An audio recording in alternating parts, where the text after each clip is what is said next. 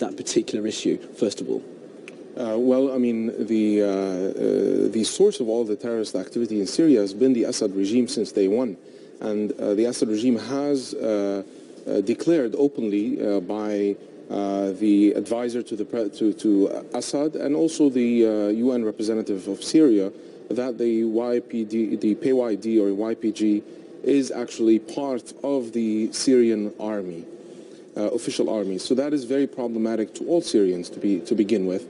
And that has caused a lot of instability to the region, not only to Turkey, but we definitely, as Syrians, recognize the need for a stable and secure Turkey in order for the region to be restabilized. Now, we've gone through a number of days where ceasefires are meant to happen, they haven't happened.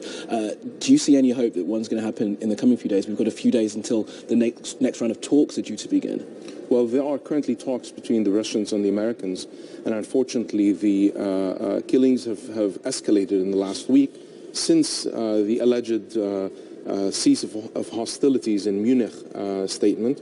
And just during the Geneva talks in January 28 to February 1st, almost 61 people were killed only in these 4 days.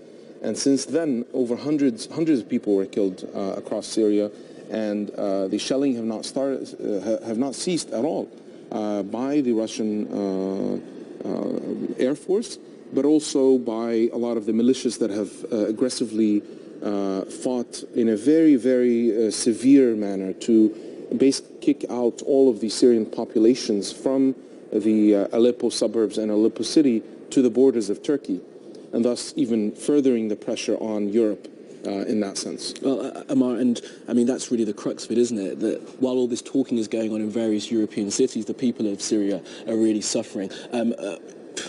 What needs to be done to try and help those people in Syria? And what does the international community need to do? A serious political transition that would seriously take out the Assad regime and remove it from power and establish a stable and political system that is all inclusive and all Syrian.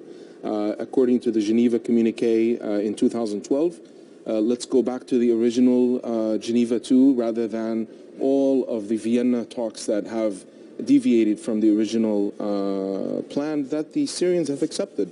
And the Syrian armed groups have even been very cooperative in terms of agreeing to a cease of hostilities and a ceasefire, provided that the source of all terrorism, the illegitimacy of the regime, of the Assad regime, is not put back on the table, that it's over. The Syrian people are over with this phase in their life, this period of the Assad regime rule. And this is unfortunately what's happening, is that they're putting back the Assad regime as a partner in fighting and countering extremism and terrorism, and that's very problematic. Well, Ammar Kaf, thank you very much for coming in. A very complicated situation, but thank you for doing your best to unpick it for us. Thank you. Now, Ugandan opposition leader